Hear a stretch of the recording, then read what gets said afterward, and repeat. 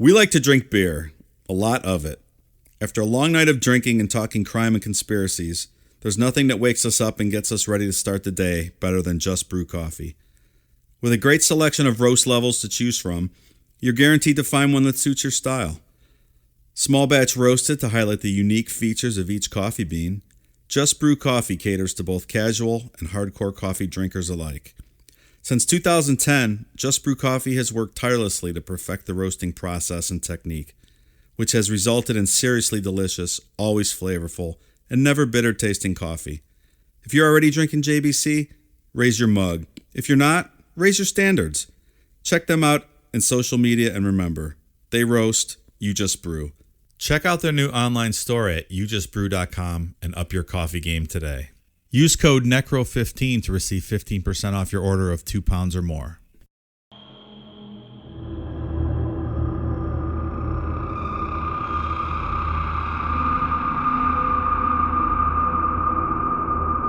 The Bell Witch sure is a bitch, picking on a Tennessean family for over 11 years, making their lives a living hell. Today's story focuses on the Bell Witch and the strange hauntings and interactions she had with the Bell family and visitors to their home. She promised to bring death to the family. Did she follow through? We'll also discuss 12-year-olds marrying and the future president that was also paid a visit by the Bell Witch. I'm Mike. I'm Ian. And I'm Dave. If you thought Jack Daniels was the most famous spirit from Tennessee, stick around. This bewitching tale of terror just might change your mind. This is Necronomipod.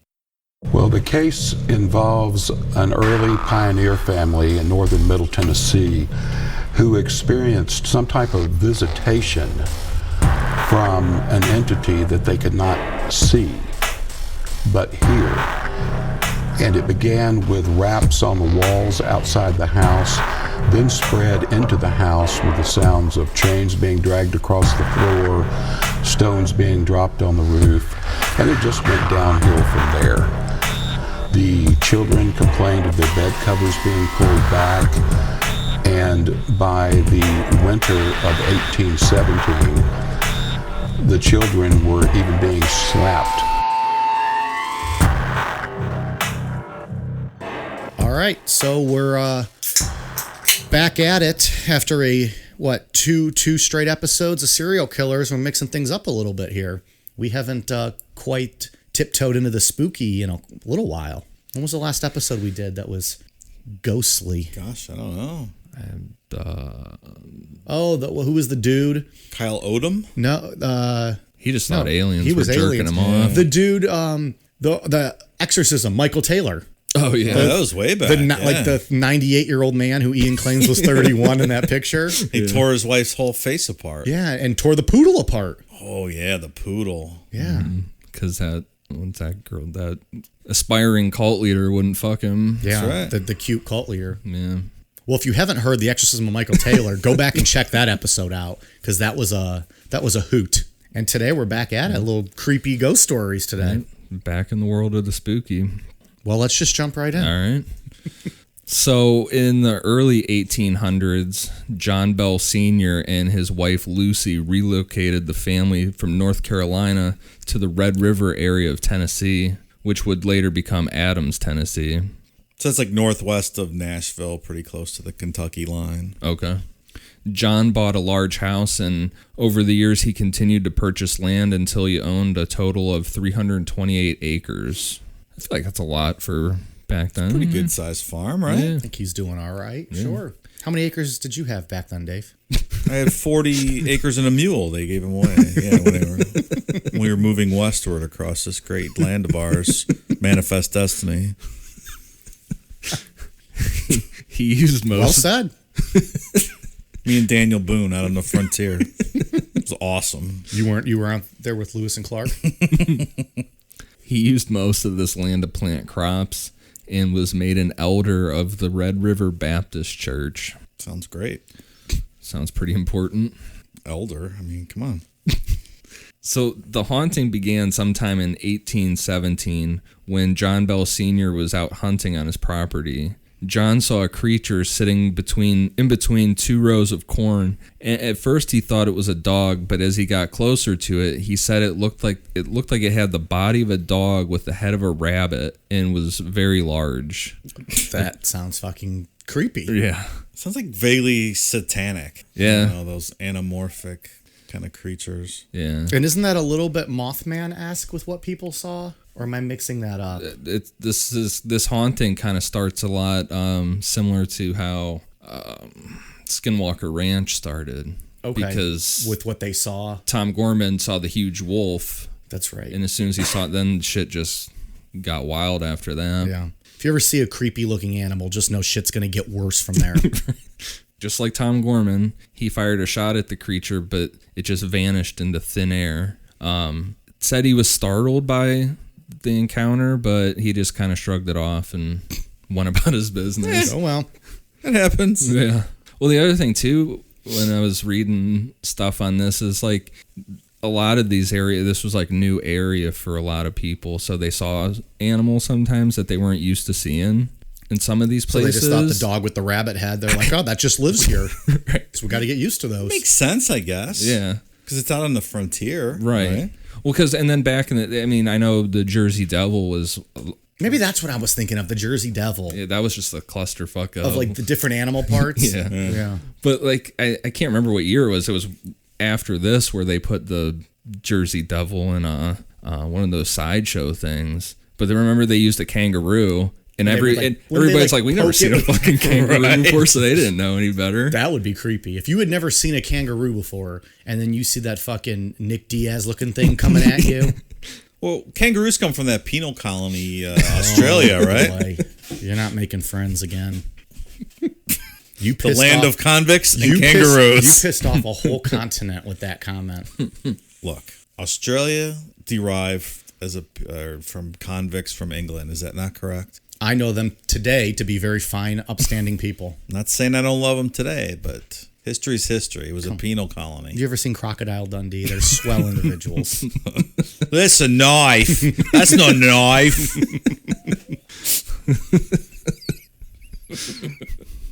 Crocodile Dave. Good day. I think he just left. That was him saying bye. That's not a knife. Am I close here? It's a hard accent for me. Is that a line from the movie? Yeah. I don't remember that movie very well. No, Probably. Something about that guy with the big knife tries to rob him. And he pulls out his own much larger knife. This is a knife. I think you got the accent down. Around the same time, his son Drew and daughter Betsy also claimed to have seen strange animals on their property, like abnormally large birds and more of Big Bird?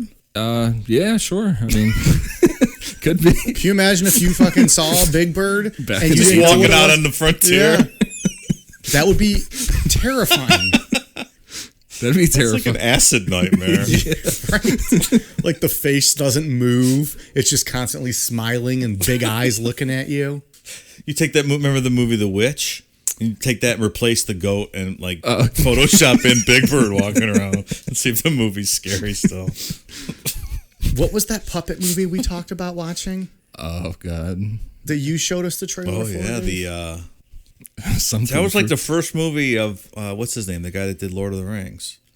Which is ridiculous. God did that. The somethings, the Weeble. It's not the Weebles. Yeah, it was something like that. Yeah, something like that. One day for Patreon. The Feebles. Meet the Feebles? For Patreon, we'll Meet the do Feebles. a watch along for that. Because that just looked ridiculous. Oh, yeah.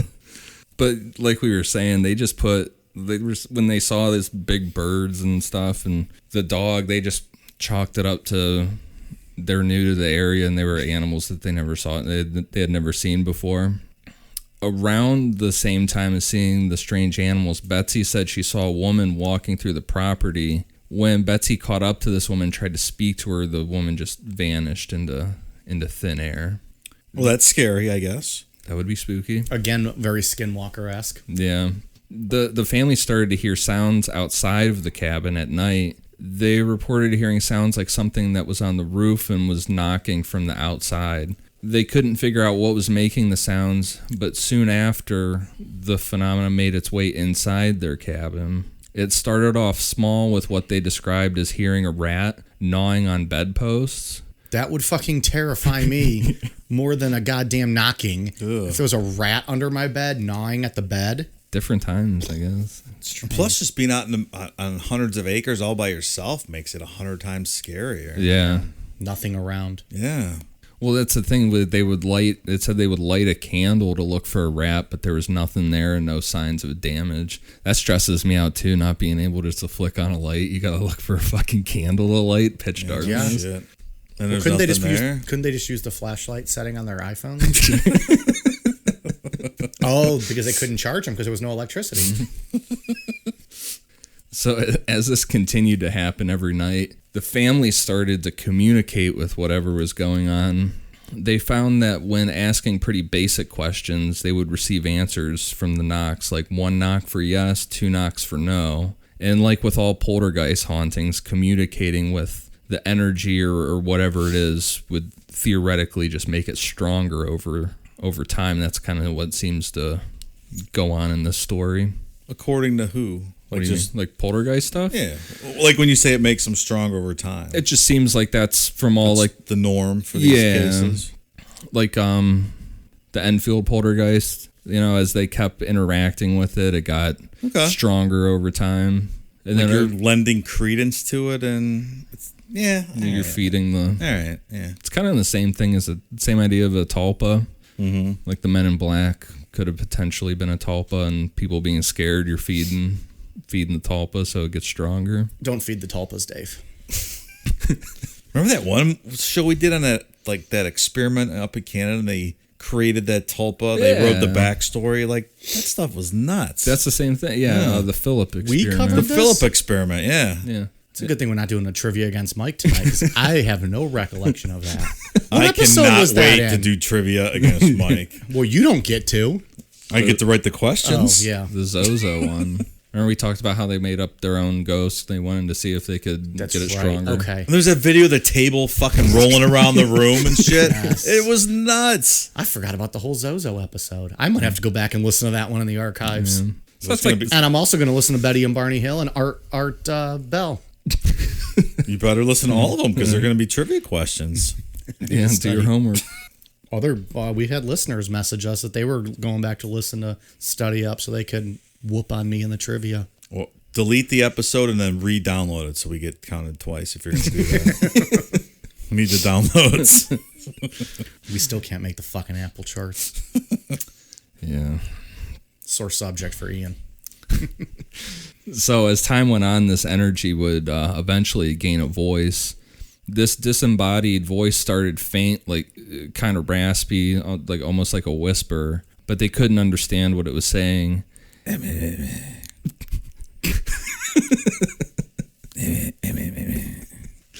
the Bell Witch. As they continued to ask questions through knocks and encourage this voice to talk clearer, one night they decided to ask it a more specific question, and they said, "Who are you and what do you want?" And the voice replied, still faint but strong enough so they could understand. I am a spirit. I was once very happy, but have been disturbed. I think that witch used to smoke. That's good. I like So is it supposed to be a woman's voice? Yeah, Like they clearly understood it as a woman? that it was Okay. a woman, yeah. If it was a man, wouldn't it have been a warlock? That's what I was going to say. Warlock. Isn't that what's a male witch? A warlock. Oh, is it really? I don't know. So if it's a raspy woman, like I picture it from, do you remember Throw Mama from the Train? I didn't understand a way word you before just you said. guys. Yeah. The Danny DeVito movie, Throw Mama from the Train? I've not seen All that. right, never mind then.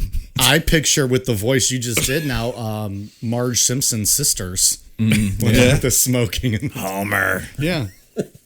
It's like Annalise, but like more smoker and more human and not so much demonic. All right, we can live with that. Yeah. That's what I've built in my head. Sure. Maybe you can try your Wizard of Oz witch at the next time it's time to read one. We're just going to keep switching off here. Be very consistent with the storyline, but we'll give it a shot. So things continue to escalate with this energy, now being able to physically interact with people and objects. John's children started having their hair pulled, being pinched, and the covers being pulled off their beds while they were sleeping. And it was all by just some invisible force. How the fuck do you even go to sleep with shit like that going on? That's what I was thinking throughout reading all of this, and the story is, how are people going to sleep? Well, everything that I read, that they were scared. Like all the accounts said that they were super scared by this. I guess you're going to fall asleep at some point if you're tired enough and you're staying up long enough. Yeah. I just don't know how you can live in terror like that. There probably wasn't many options to just go move back then either. Yeah, you're right. What are you going to do? So the family was scared and not getting much sleep, but for about a year, John kept this whole thing a secret. A year? In fear of being ridiculed by the community. Once the activity was able to interact physically with the family, John decided that was it. It was time to ask for help from someone because he wanted it to stop. Did he call that old lady from Poltergeist? No. I'm assuming he called the Ghostbusters, right? Yeah. He called Peter Venkman and yeah. No, he called those two the husband and wife couple that were like chasing all the ghost stories. The ones you don't like. God damn it, what's their name? I can't. I don't. That's why I didn't say their name. I didn't remember. The Warrens. Yeah, Ed and Lorraine Warren. Yeah, he called Ed and Lorraine Warren. Fucking crooks. They'd have been all over this though. Oh yeah, for sure. They'd have been with a little tent in the front yard. Not the hot Vera Farmiga No. Warren lady, the real one. Seriously, they would have. They did some casting there. They would have claimed it for themselves and then sold it to Warner Brothers. And John decided that the best place to start was to go to their good friends James and Jane Johnston. The Bells confided in them and told them to come over and spend a night in their cabin so they could experience what was going on for themselves. When the Johnstons came over the next night, the activity started as soon as all the candles in the cabin were blown out. They heard the knocking sounds, experienced the sheets being pulled off the beds, and heard the disembodied voice. James Johnston told John that he had no idea what to do about the problem, but that John should not hide this haunting from anyone else so they could possibly find someone to help. And this, when he came public with this started people from all over coming to see the Bell Witch for themselves. So it seems like there's tons of corroborating eyewitness accounts for this thing.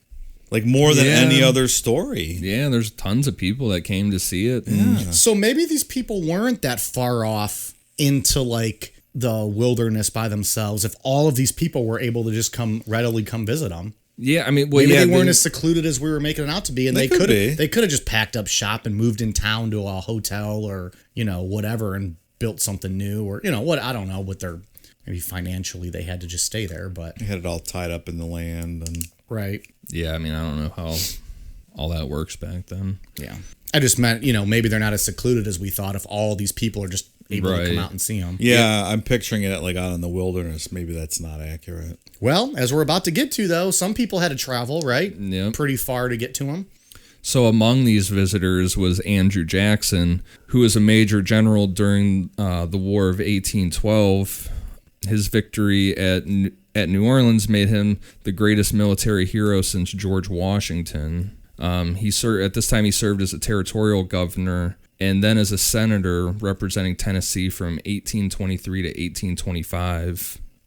He was also elected the 7th president of the United States in 1828. Fun fact about Andrew Jackson, 1824 election was the first time ever that the winner of the election did not win the popular vote. John Quincy Adams. Yeah. Andrew Jackson won the popular vote, but did not win. And he pulled some there strings was behind the politics scene, right? involved, and Quincy Adams got in, and Andrew Jackson was so pissed that for the next 4 years straight, he just campaigned. That's why he left his Senate seat and campaigned from 24 to 28 and then won in 28. And the 28 campaign was with just where they started all the back and forth with the mudslinging and stories about his wife and all, like really nasty. Was that the first time that kind of stuff was I think used? it was. Well, and Yeah. I think because he was livid. Total war. And it's like every campaign that happens now, we always say, well, it's the worst one. This is the worst Yeah. they've got. This is the worst. Pretty sure back then, these motherfuckers would have just shot each other if they really wanted to. So anyways, Andrew Jackson's here. So We won't talk about the Trail of Tears. After he heard about the Bell Witch, he wanted to see it for himself. So he gathered a group of guys and traveled. And according to legend, as they got close to the Bell farm, one of their wagons got stuck, but it wasn't in the mud. It just seemed like it was just like halted by an unseen force. Jackson's men then checked the wagon wheels for damage, but they couldn't find anything. They whipped their horses, but they refused to budge. The men tried to push it, and that didn't work either. So frustrated, Jackson then exclaimed, "By the eternal, boys, this is the witch." To which the what does that even mean? By the eternal, like I do declare. I don't know. Maybe it means like for sure. I guess. Yeah. Totally. And to this, the disembodied female voice replied, All right, General. Let the wagon move. I'll see you tonight. That's what I got. Let's go with that one. So after the witch said that, the wagon was then freed and the party was able to continue on their journey. If Andrew Jackson was there, it was a party. That night, they set up camp and listened to a man who was a self-proclaimed witch slayer or witch hunter. And he told the group stories of how he had hunted and then shot other witches. And according to the legend, Andrew Jackson leaned over and whispered to one of his men, I bet this fellow is an arrant coward. By the eternal, I do wish the thing would come. I want to see him run. That's badass. I'm going to start using by the eternal. By the eternal, I do need another beer. Does it mean like by God? Is that what it means? it's kind of, maybe. That must be what it is. Maybe. I tried Googling it. I can't find it. If you can't find it on Google, I'm not Is it sure like it an ever old existed. term for God, the eternal? It kind of sounds like it would make sense. Makes sense.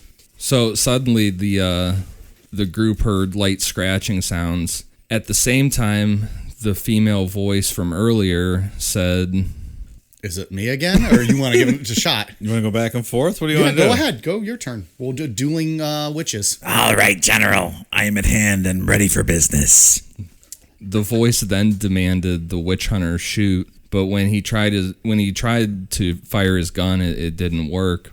His gun was then struck by an unseen force. As he twisted around, he shouted that something was sticking painful pins into him, and then he yelled out something had him by the nose. This sounds like a Three Stooges episode.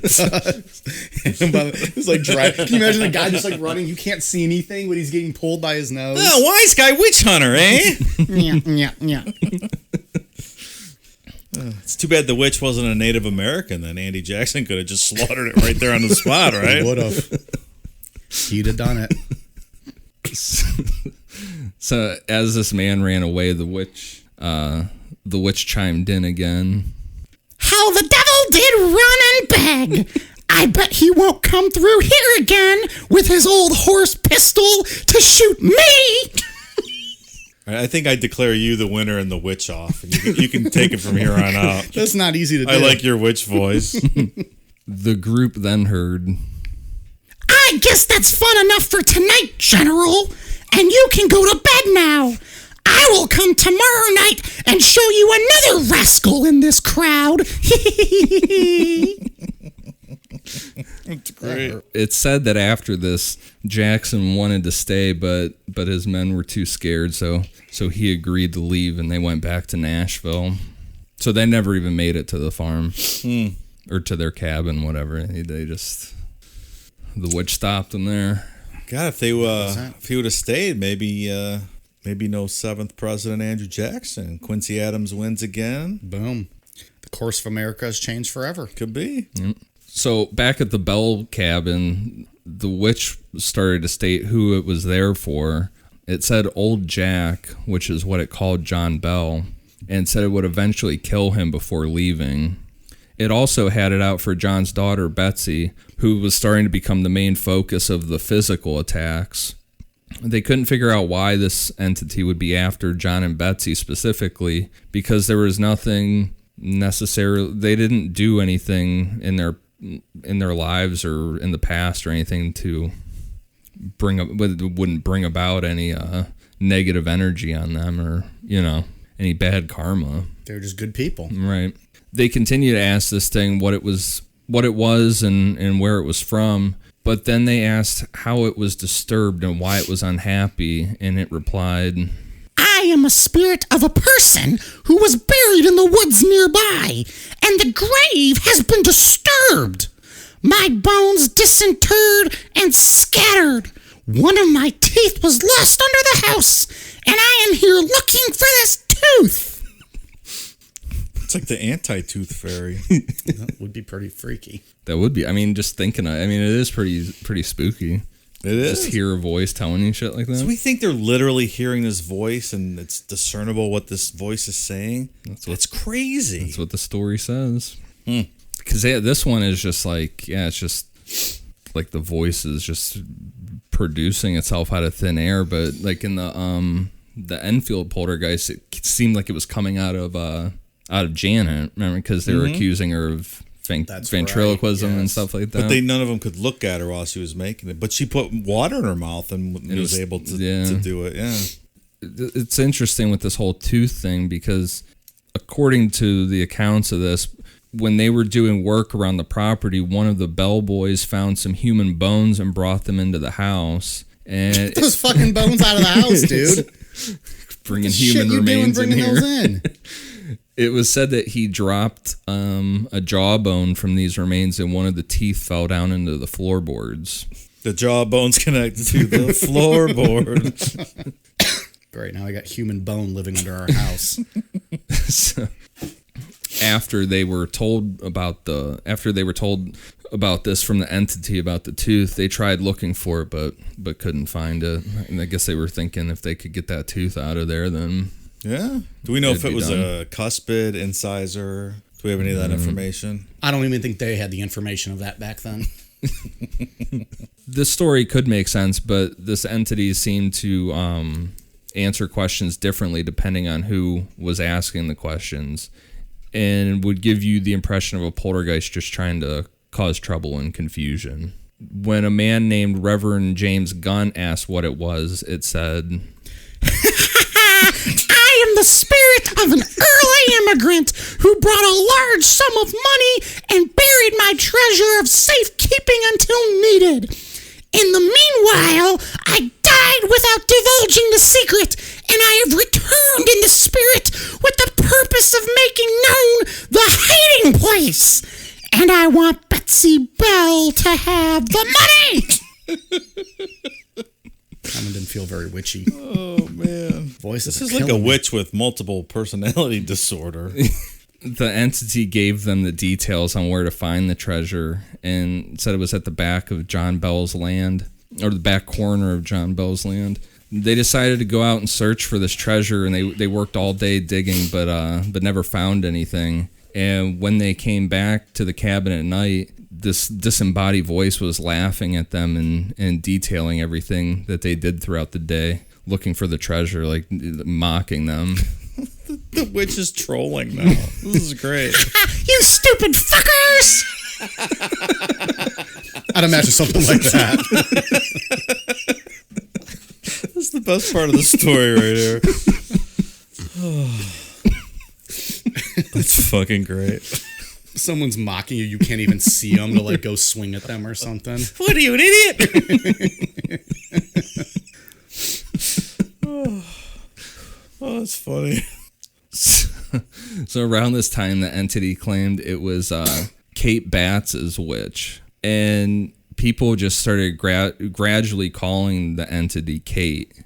Going through all the accounts and things, I think this was just another detail of this thing threw out just to cause confusion. The name just stuck because people could now just give a name to it.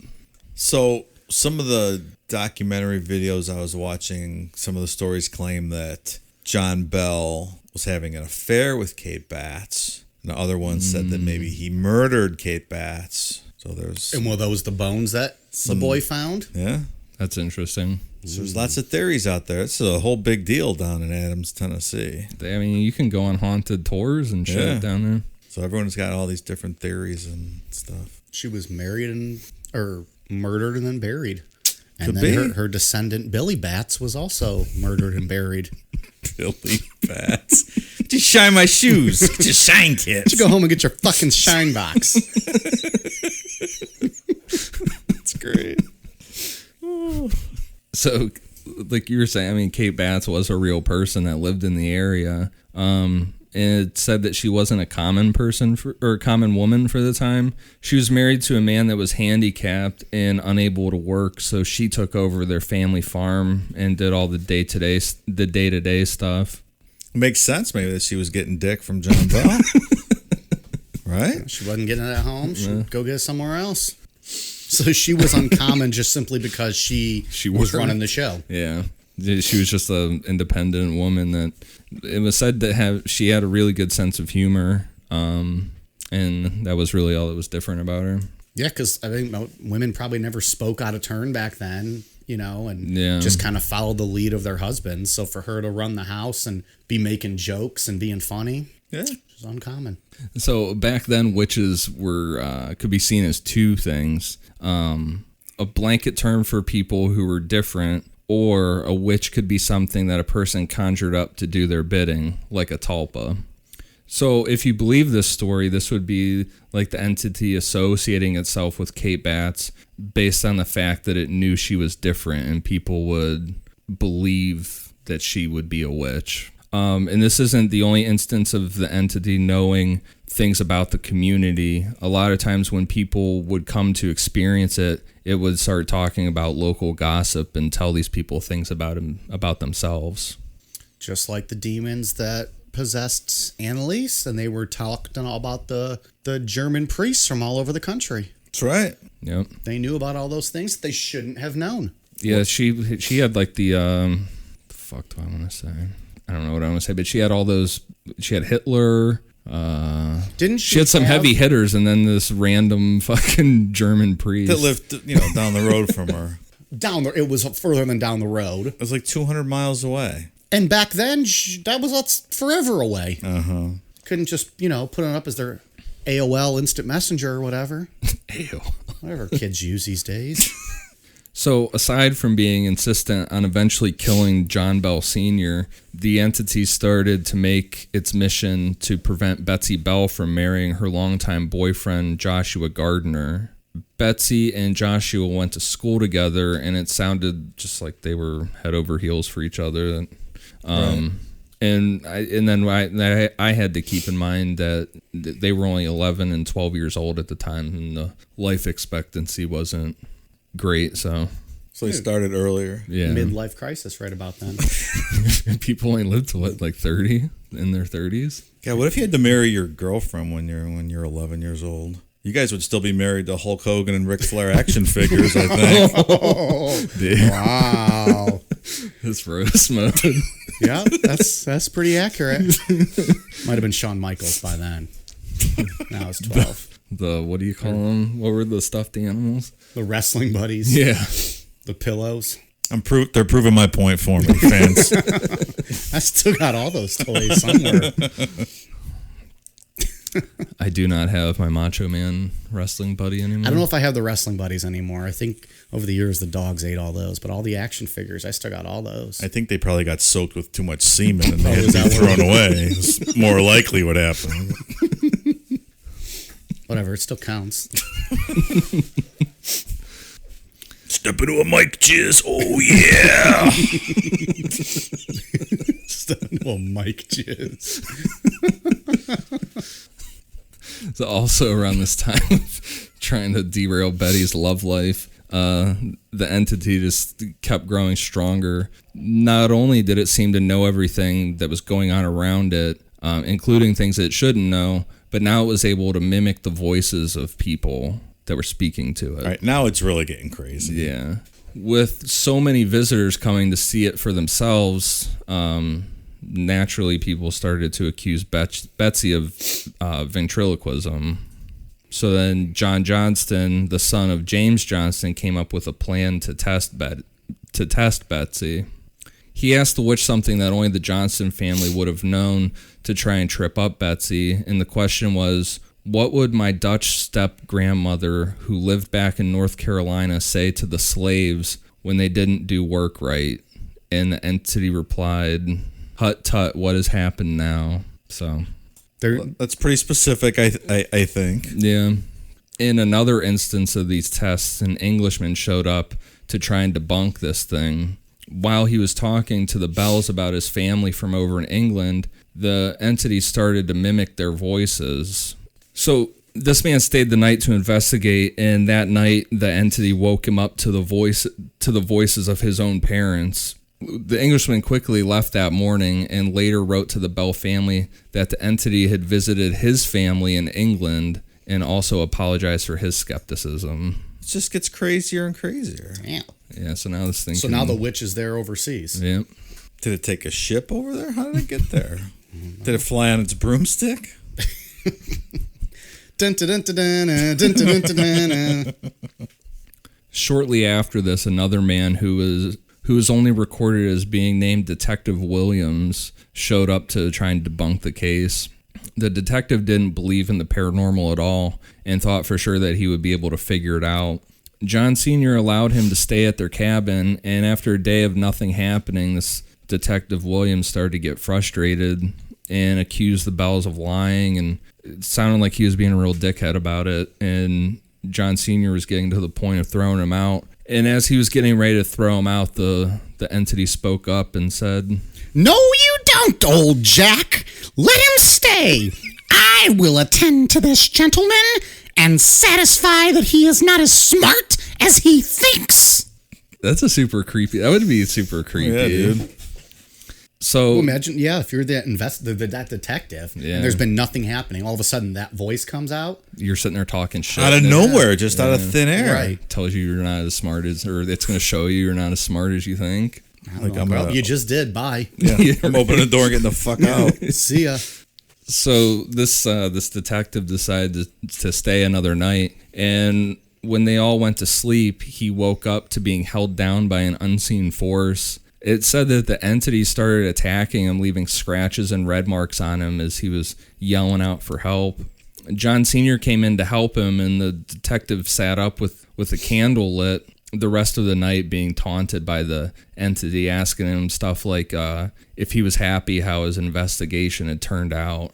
And as soon as the sun came up, he was out of there. Yeah, This bet. witch loves talking shit. Yeah. Such a troll. Right? Like we were saying before, the witch said it was going to kill John Sr. eventually.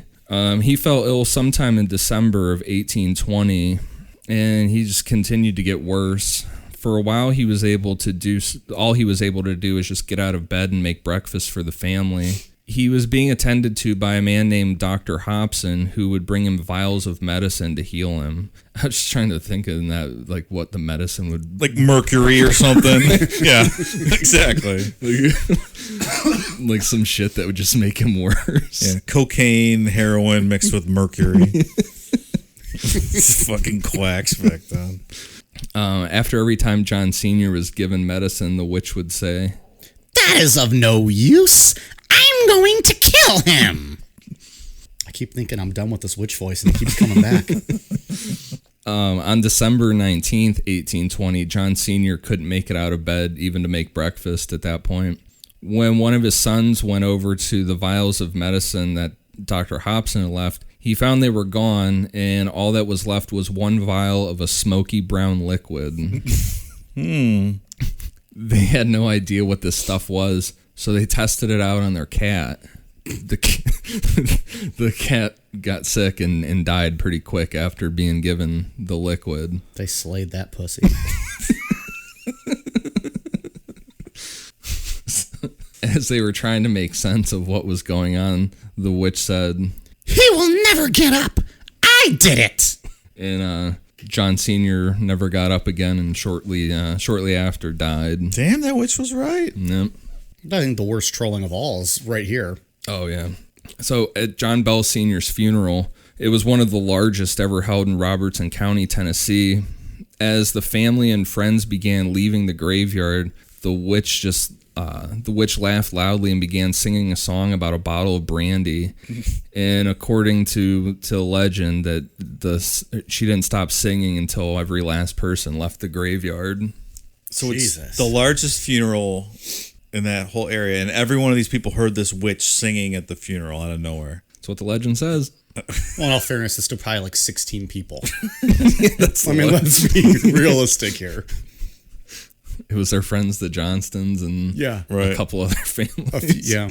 Can't believe how many people turned out. Andrew Jackson sure wasn't coming back for that. So with the witch now claiming to have killed John Sr., the family took its threats a little more serious. Now they're taking it serious. Throughout the whole haunting, the witch insisted on Betsy not marrying Joshua Gardner. So in April of 1821, Betsy broke off her engagement to Joshua, and the witch just kind of eased up on tormenting her. She's like, yeah, I'm 11. I'm not marrying you. I don't want to go with you anymore. And then the witch is like, all right, good. Moving on. Yeah, I don't know. I don't understand what was so important about this Joshua Gardner guy. I couldn't find anything. He must have been a real bad seed. Something, I don't know. I don't think he had any seed yet. No, he planted them all. He was a gardener. You know who would have been okay with this arrangement was David Berg. This is what he was talking about in the Mo letters, man. Oh, he loved this sort of thing. He cited this kind of shit, justifying his nonsense. Biblical, yeah. Oh my gosh. So also in April of 1821, the entity visited John's widow, Lucy, and told her it would return again in 7 years. The witch is said to have returned in 1828 as promised. Most of its visit centered around John Bell Jr., where the witch discussed things like the meaning of life, civilizations. A voice out of nowhere is discussing the meaning of life. Just telling you what the witch was saying. Christianity and the need for a mass spiritual reawakening. All of a sudden, this cultured witch just it's- shows up and wants to sit down and talk and save the world. And it made predictions about stuff, and I guess it nearly it had a nearly accurate prediction of how the Civil War would play out. The witch left after 3 weeks, promising to visit John Bell's most direct descendant in 107 years. The year would have been 1935, and the closest living direct descendant of John Bell at that time was Nashville physician Dr. Charles Bailey Bell. Dr. Bell wrote a book about the witch that was published in 1934, and no follow-up to the book was ever published, and Dr. Bell died in 1945. And that's the last. That's the Bell Witch, huh? That's the last we know of the witch. But, I mean, the last of the legend. I mean, that area is still considered haunted, and you can take haunted tours and go down to that cave and stuff. From what I read, the first book about this was written in 1894, based on the old legends and stuff. So that was 75 years after the fact. Yeah. So, it's just like the Bible, written hundreds of years later. Yeah, it's all legend. Yeah, right. But for all of these people to have heard this and all these eyewitness accounts, it's got to be the most, the haunting, at least in this country, with the most eyewitness accounts associated to it. Yeah, I like all the quotes from the witch. They're just creepy. Just random stuff. Yeah. Or did this guy just make it up to sell books? But then how did he fake it for all these different people? Or, I mean, because like the Johnstons got out, like everyone got out alive, right? So that there were the actual people here, unless you think he just made those people I'm just up. saying, it's when you write something 75 years later. Oh, I see what you mean. I mean, that's like us writing a book on World War II just by word of mouth stories. Right. How accurate is that going to be? I thought you were talking that from the standpoint of John Bell was making all this up. Oh, no. Yeah, like no. You're later talking on. much later. The Nashville physician. Oh, yeah, Dr. Charles Bailey Bell. Yeah. So I did come across this show on A&E called Cursed the Bell Witch. Yeah. And I guess it's about this guy who's a descendant of John Bell. Like, currently he's an ex-cop, military guy. And apparently there's a further curse associated with this where the firstborn male of every generation, like, meets a tragic end. So he's attempting to uncover the basis of the curse because his son is 14 and he'll be subject to the curse next, and he wants to save him. Is this It's so reality fucking show? ridiculous.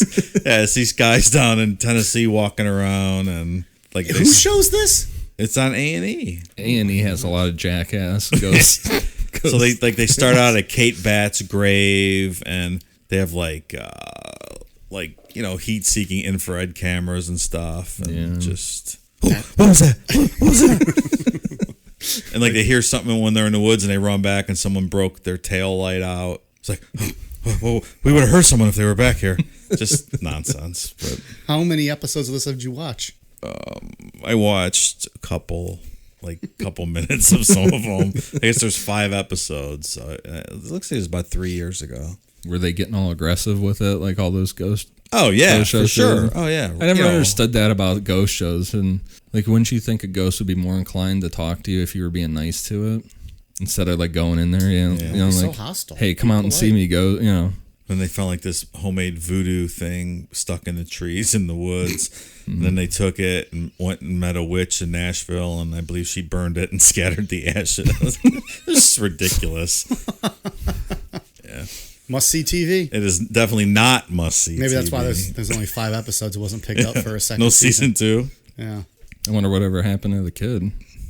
So he's probably 17 now. He's probably dead. By now, she got him. All right, Ian, you got anything else on the Bell Witch? Nope, nothing on the Bell Witch. Dave, you got anything else you want to add on the Bell Witch? No. No season 2 of the documentary coming out on A&E. Not sure I'm buying the Bell Witch, but it's a creepy story. Yeah. I like It is. witch stuff. Like This was a fun story, I thought. it is really fun. Like that movie, The Witch. Did you like that movie? That's on Netflix, right? Or am I thinking It of is something a couple else? years ago. Like a family like this, like out on the frontier. Yeah. It was fucking creepy, Yeah. man, with all the satanic ghost shit. I love that stuff. Yeah, it's cool. I'm gonna assume, Mike, you've never seen that. I have not seen that. Okay. But I would watch that. It's pretty good. I would watch it.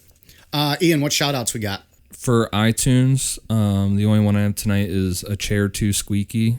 Thank you for the awesome review. Hell yeah, 5 stars. Dave, what do we got? Any shout outs for the social medias? On Instagram, Heather Marsh, and on Twitter, IWRuss387. Boom. Thanks there for we listening. go. Heather's going to be stoked with that one. She was ready to go for that shout out. Nice. Yeah. Cool. All right. We are on Twitter, Instagram, Facebook, and YouTube at Necronomipod. We are now on Patreon. I'm sure you guys have seen the posts. We've discussed it on here. Patreon.com/Necronomipod. Check it out. $5 a month subscription. You can become a patron. You're going to get 3 bonus episodes a month. You're going to get a private Discord to chat with us, discount to merchandise at the Necronomipod store. What else did we say? Anything else? No. It's already quite a bargain. Yeah, I couldn't remember if I missed anything. I can't think of a better $5 bargain on the month, planet. We're going to give you the 3 bonus shows, private chat room with us, should you want to use it, and some discounts. I think we So- did say one lucky subscriber we would send out Mike to give him a rim job. Oh, that too. Yeah. We'll just do a random drawing at some point. So, patreon.com/Necronomipod. Check it out. We would love to have you as a subscriber and give you plenty of awesome bonus content. Yeah, and thank you to everybody that's signed up so far. Yeah, appreciate cool. it. Yeah, it's been awesome. Especially a couple that thought we deserved more than $5. Even better. My personal heroes. All right, you guys ready for a cool down beer? Cheers. Yep.